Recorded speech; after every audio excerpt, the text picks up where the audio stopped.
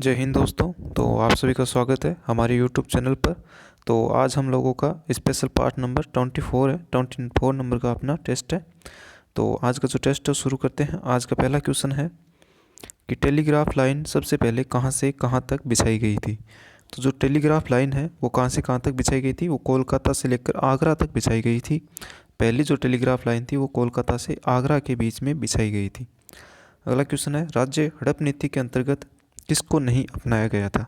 यानी राज्य हड़प नीति के अंदर है वो किसको नहीं अपनाया गया था। तो पंजाब को राज्य हड़प नीति के अंदर नहीं अपनाया गया था। सतारा को अपनाया गया था 1848 के अंदर। 1848 के अंदर नागपुर को 1854 में, और झांसी को अपनाया गया था 1853 के अंदर। इन तीन राज्यों को राज्य हड़प नीति के अनुसार इनको अपनाया गया था और डलहौजी के द्वारा इनको राज्य हड़प नीति है उसको शुरू किया गया था। अगला क्वेश्चन है, भारत का पहला वॉइस रॉय कौन था। यानी भारत का जो पहला वॉइस रॉय है वो कौन था। तो भारत का पहला वॉइस रॉय था लॉर्ड कैनिंग।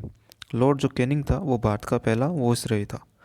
अगला क्वेश्चन है, भारत का अंतिम वॉइस रॉय कौन था। तो भारत का जो अंतिम वॉइस रॉय था वो था लॉर्ड माउंटबेटन। लॉर्ड माउंटबेटन है उसी के द्वारा जो स्वतंत्रता अधिनियम है वो शुरू किया गया था, और भारत का अंतिम वॉइस रॉय था कौन, लॉर्ड माउंटबेटन। अगला क्वेश्चन है, भारत का अंतिम भारतीय गवर्नर जनरल कौन था। तो भारत का जो अंतिम गवर्नर जनरल था वो थे सी राजगोपालाचारी। जो भारत के अंतिम भारतीय गवर्नर जनरल थे वो थे सी राजगोपालाचारी। सी राजगोपालाचारी थे जो भारत के अंतिम भारतीय गवर्नर जनरल थे। अगला क्वेश्चन है, मनसबदारी व्यवस्था का सूत्रपात किसने किया था। यानी जो मनसबदारी जो व्यवस्था थी इसका जो प्रारंभ है वो किसने किया था। तो ये किया था अकबर ने। अकबर ने मनसबदारी व्यवस्था है इसका सूत्रपात किया था। अगला क्वेश्चन है, फतेहपुर सीकरी का निर्माण किसने करवाया था। तो जो फतेहपुर सीकरी है इसका निर्माण करवाया था अकबर ने। अकबर ने करवाया था फतेहपुर सीकरी का निर्माण। अगला क्वेश्चन है, अकबर अपनी धार्मिक विचार विमर्श कहाँ पर करता था। तो जो अकबर है वो अपना धार्मिक विचार विमर्श है वो करता था इबादत खाना के अंदर। इबादत खाना एक वो जगह थी, वहाँ पर अकबर अपना धार्मिक विचार विमर्श करता था। अगला क्वेश्चन है, खानवा के युद्ध में बाबर द्वारा पराजित होने वाला शासक कौन सा था। तो खानवा का युद्ध है वो कब हुआ था, 1527 के अंदर, और उनसे जो पराजित हुआ था वो कौन हुआ था, राणा सांगा थे जो कि मेवाड़ के शासक थे। वो राणा सांगा है खानवा के युद्ध में बाबर से पराजित हुए थे। अगला क्वेश्चन है, बाबर की मृत्यु कहाँ पर हुई थी। तो जो बाबर की मृत्यु है वो हुई थी 26 दिसंबर और 1530 के अंदर।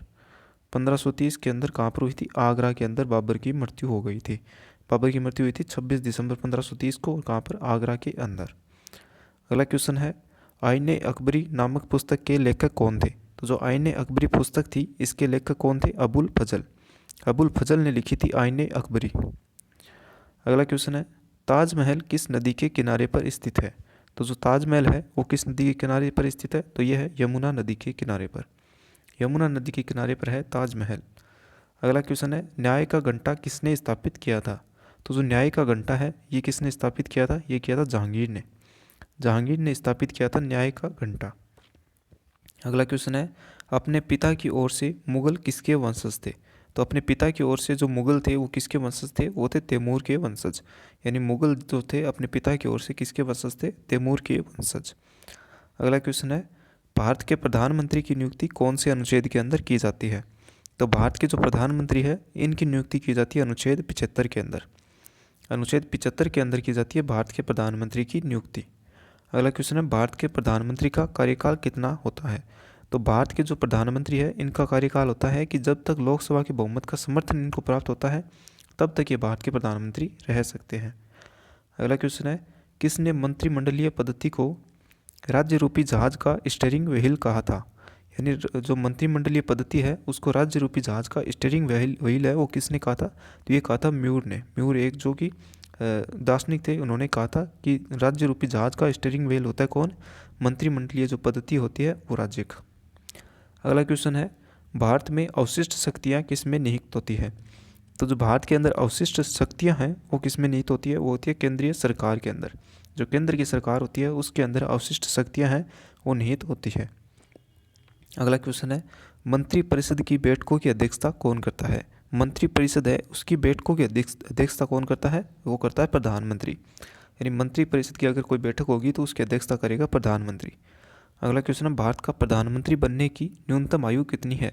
तो जो भारत का प्रधानमंत्री बनने की न्यूनतम आयु है वो ही लोकसभा की सदस्य बनने की न्यूनतम आयु होती है, तो होती है 25 वर्ष। जो 25 वर्ष जो आयु होती है वो भारत के प्रधानमंत्री बनने के लिए न्यूनतम आयु होती है।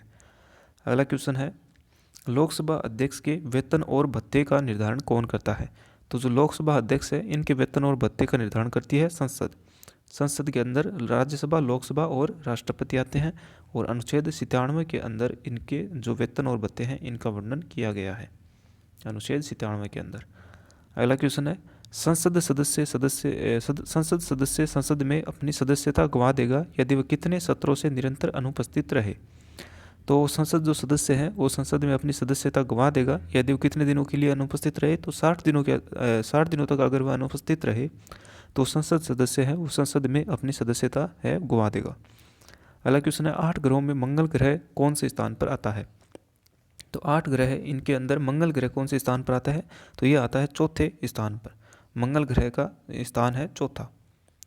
अगला क्वेश्चन है गैनीमीड किसका उपग्रह है। तो जो गैनीमीड उपग्रह है वो किसका उपग्रह है, वो है बृहस्पति का। और जो सौर मंडल है इसका सबसे बड़ा उपग्रह है गैनीमीड, और किसका उपग्रह है, बृहस्पति का। अगला क्वेश्चन है पृथ्वी पर दिन और रात किस कारण से बनते हैं। तो पृथ्वी के ऊपर जो दिन और रात बनते हैं वो बनते हैं पृथ्वी की घूर्णन गति के कारण। घूर्णन गति के कारण दिन और रात बनते हैं। अगला क्वेश्चन है पृथ्वी पर ऋतु का परिवर्तन किस कारण से होता है। जो पृथ्वी है उसके ऊपर ऋतुओं का परिवर्तन होता है, वो होता है पृथ्वी की जो परिक्रमण काल है, यानी जो परिक्रमण काल होता है पृथ्वी का, उसके कारण ऋतु परिवर्तन होता है। अगला क्वेश्चन है ध्रुव तारा कौन सी दिशा को बताता है। तो ध्रुव तारा हमेशा किस दिशा के अंदर होता है, वो होता है उत्तर दिशा के अंदर। ध्रुव तारा कभी भी अपना स्थान परिवर्तन नहीं करता, और ध्रुव तारा उत्तर दिशा को हमेशा बताता है। अगला क्वेश्चन है यह ग्रह की अपनी कक्षा में सूर्य से अधिकतम दूरी को क्या कहा जाता है। यानी किसी ग्रह की जो सूर्य से अधिकतम दूरी होती है उसे क्या कहा जाता है, तो सूर्य से अधिकतम दूरी को कहा जाता है अपसौर। सूर्य से अधिकतम दूरी को कहा जाता है अपसौर। और कब होती है, ये जून महीने के अंदर आती है। अपसौर की जो स्थिति होती है सूर्य से अधिकतम दूरी की स्थिति को कहते हैं अपसौर। अगला क्वेश्चन है एक ग्रह की अपने कक्ष से न्यूनतम दूरी को क्या कहते हैं, तो वो कहते हैं उपसौर। उपसौर कहते हैं न्यूनतम दूरी को, और कब आती है, जनवरी महीने के अंदर। जनवरी महीने के अंदर, और इंग्लिश में इसको कहते हैं पेरीहीलियन। पेरीहीलियन पेरीहीलियन कहा जाता है इंग्लिश के अंदर, और जनवरी महीने के अंदर आती है, और उपसौर इसको कहा जाता है न्यूनतम दूरी को। अगला क्वेश्चन है लाल रंग का ग्रह कौन सा है। तो हम सभी जानते हैं लाल रंग का जो ग्रह है वो होता है मंगल ग्रह। मंगल ग्रह जो कि स्थान इसका कौन सा है, चौथा स्थान है सौर मंडल के अंदर, और मंगल ग्रह लाल ग्रह कहा जाता है। अगला क्वेश्चन है पृथ्वी 4 मिनट में कितने अंश पर घूमती है। तो पृथ्वी 4 मिनट के अंदर 1 डिग्री अंश अपना घूम लेती है। 4 मिनट के अंदर 1 अंश घूम लेती है पृथ्वी, 1 डिग्री अंश। अगला क्वेश्चन है क्षुद्र ग्रह किन 2 ग्रहों के बीच में पाए जाते हैं। तो जो क्षुद्र ग्रह जो पट्टिका है वो किसके बीच में पाई जाती है, मंगल और बृहस्पति जो ग्रह है इनके बीच एक पट्टी पाई जाती है क्षुद्र ग्रहों की। ये पट्टी पाई जाती है मंगल और बृहस्पति के बीच में पाई जाती है। मंगल और बृहस्पति ग्रह के बीच में ये पट्टी पाई जाती है, और इस पट्टी को क्या कहते हैं, क्षुद्र ग्रह पट्टी इसको कहा जाता है। अगला क्वेश्चन है थर्म किसका यूनिट होता है। तो जो थर्म होता है वो किसका यूनिट होता है, वो होता है उष्मा का यूनिट। उष्मा का यूनिट होता है थर्म।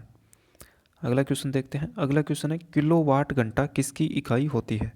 तो जो किलोवाट घंटा है वो किसकी इकाई होती है, ऊर्जा की इकाई होती है किलोवाट घंटा। किलोवाट घंटा किसकी इकाई होती है, ये होती है ऊर्जा की इकाई। और 1 किलोवाट घंटा बराबर होता है 3.6 मेगा जूल। 3.6 मेगा जूल इतना इसका इकाई का मान होता है। 1 किलोवाट घंटा बराबर 3.6 मेगा जूल होता है, ऊर्जा की ये इकाई होती है। अगला क्वेश्चन देखते हैं। अगला क्वेश्चन है शुद्ध जल किस तापमान पर जम जाता है। तो जो शुद्ध जल है वो किस तापमान पर जम जाता है, तो ये जम जाता है 32 डिग्री फ़ारेनहाइट के ऊपर। 32 डिग्री फ़ारेनहाइट के ऊपर ये जम जाता है। अगला क्वेश्चन है ताजे पानी का जो हिमांक बिंदु होता है वो कितना होता है। यानी ताजे पानी है वो कब जमना शुरू कर देगा, तो वो कर देगा 0 डिग्री सेंटीग्रेड के ऊपर जमना शुरू कर देगा। और 4 डिग्री सेंटीग्रेड ऊपर इसका अधिकतम घनत्व पाया जाता है। जल का अधिकतम घनत्व पाया जाता है 4 डिग्री सेंटीग्रेड पर, और जमना शुरू कर देगा 0 डिग्री सेंटीग्रेड पर। अगला क्वेश्चन है प्लांक नियतांक का मात्रक क्या होता है। तो जो प्लांक नियतांक होता है, इसका जो मात्रक होता है वो होता है जूल गुणा सेकंड, यानी जे गुणा सेकंड इसका जो मात्रक है ये होता है इसका प्लांक नियतांक का, और इसका मान होता है 6.62 इंटू 10⁻⁻34 जूल इंटू सेकेंड। ये इसका मान होता है 6.62 इंटू 10⁻⁻34। अगला क्वेश्चन है रेडियो एक्टिविता को किससे मापा जाता है? तो जो रेडियो एक्टिविता होती है इसको किससे मापा जाता है? तो इसको मापा जाता है गाइगर मूलर काउंटर द्वारा। ये इसका मात्रक मापने का यंत्र होता है गाइगर मूलर काउंटर, तो इस यंत्र द्वारा इसको मापा जाता है। अगला क्वेश्चन है रेडियम की खोज किसने की थी? तो जो रेडियम है इसकी खोज की थी मेरी क्यूरी ने। मेरी क्यूरी ने खोज की थी रेडियम की खोज की थी, और कब की थी? 1898 के अंदर। 1898 के अंदर जो है मेरी क्यूरी ने रेडियम की खोज है वो की थी। अगला क्वेश्चन है टीएनटी का विस्फोटक निम्न में से किसका मिश्रण होता है? तो जो टीएनटी है इसका जो टीएनटी जो कि एक विस्फोटक बम होता है, और ये किसका मिश्रण होता है? अमोनियम नाइट्रेट का। अमोनियम नाइट्रेट का मिश्रण होता है कौन? टीएनटी। और टीएनटी की फुल फॉर्म होती है ट्राई नाइट्रो और टोलुवीन। ट्राई नाइट्रो टोलुवीन इसकी फुल फॉर्म होती है टीएनटी की, और बम बनाने के काम में आता है। और अमोनियम नाइट्रेट है जो इसका मिश्रण होता है। अगला क्वेश्चन नाभिकीय विकिरण का सबसे अधिक प्रभाव मानव के किस अंग पर पड़ता है? तो सबसे ज़्यादा जो प्रभाव पड़ता है, जो विकिरण होता है नाभिकीय विकिरण, इसका प्रभाव पड़ता है आँख के ऊपर। आँख के ऊपर सबसे ज़्यादा प्रभाव पड़ता है। सॉरी, यहाँ पर आँख का जो ऑप्शन है वो नहीं है, तो इसका सबसे ज़्यादा प्रभाव पड़ता है वो पड़ता है आँख के ऊपर। आँख के ऊपर पड़ता है प्रभाव, जो आँख के ऊपर प्रभाव पड़ता है नाभिकीय विकिरण का। अगला क्वेश्चन है एक आदमी 10 मीटर की दूरी साफ दिखाई नहीं देख पाता है, वो किस दृष्टि रोग से संबंधित है? यानी एक जो व्यक्ति है वो 10 मीटर की दूरी को साफ दिखाई नहीं देख पाता, तो वह किस दृष्टि रोग से संबंधित है? तो ये हो जाएगा किस दृष्टि रोग से संबंधित? ये हो जाएगा निकट दृष्टि दोष से संबंधित। निकट दृष्टि दोष के अंदर जो 10 मीटर की दूरी से साफ दिखाई नहीं देख पाता, तो निकट दृष्टि दोष होता है। अगला क्वेश्चन है ट्रेकोमा बीमारी किस अंग से संबंधित है? ट्रेकोमा बीमारी है वो आँख के अंदर होती है, और ट्रेकोमा बीमारी आँख से संबंधित होती है। और कौन से जो जीवाणु कारण होती है? क्लेमाइडिया और ट्रेकोमेटिस, इस नाम के जीवाणु से ये बीमारी होती है, क्लेमाइडिया ट्रेकोमेटिस। इस जीवाणु के कारण ये बीमारी है वो हो जाती है। अगला क्वेश्चन है मेडुला ओब्लागेंटा मानव शरीर में किस अंग से संबंधित है? तो मेडुला ओब्लागेंटा होता है वो किस में होता है? मस्तिष्क के अंदर, यानी ब्रेन के अंदर होता है मेडुला ओब्लागेंटा।